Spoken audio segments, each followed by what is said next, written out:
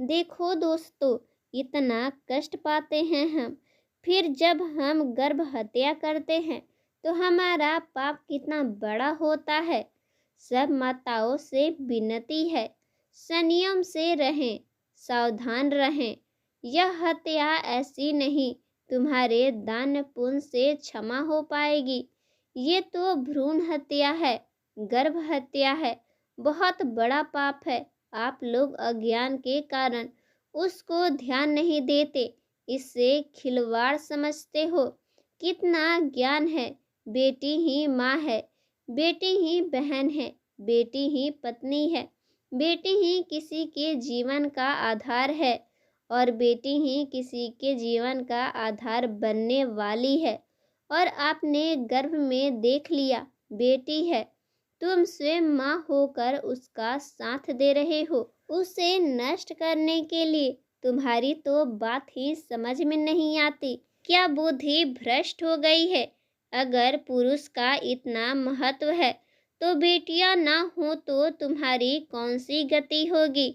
सोचो जरा, जीना मुश्किल हो जाएगा तुम्हारा। तुम पुरुष किस काम के रहोगे।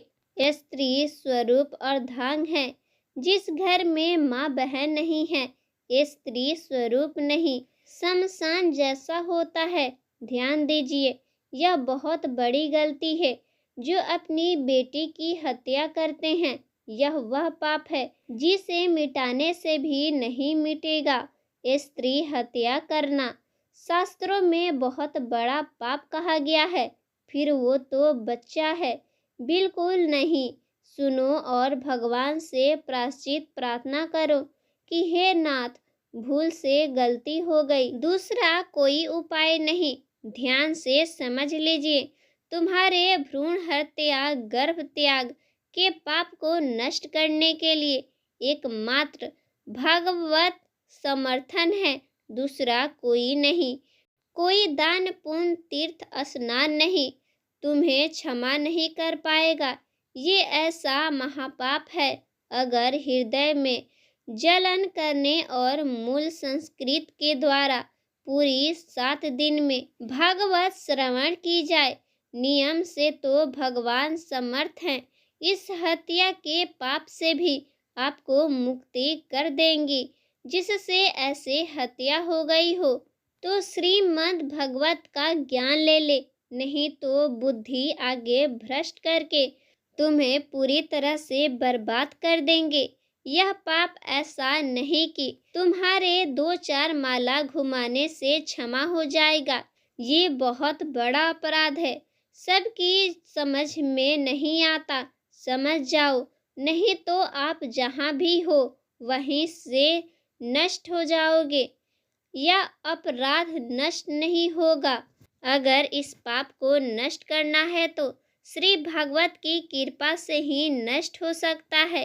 दोस्तों, भ्रूण हत्या के बाद हमारे घर में लक्ष्मी का आना बंद हो जाता है और हमारे ऊपर भारी संकट आनी शुरू हो जाती है।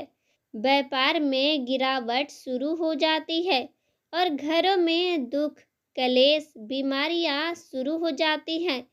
आपस में झगड़े होने लगते हैं और घर की सुख शांति चली जाती है। इसलिए भूल से भी आप भ्रूण हत्या ना करें और इस पाप की भागीदारी ना बने।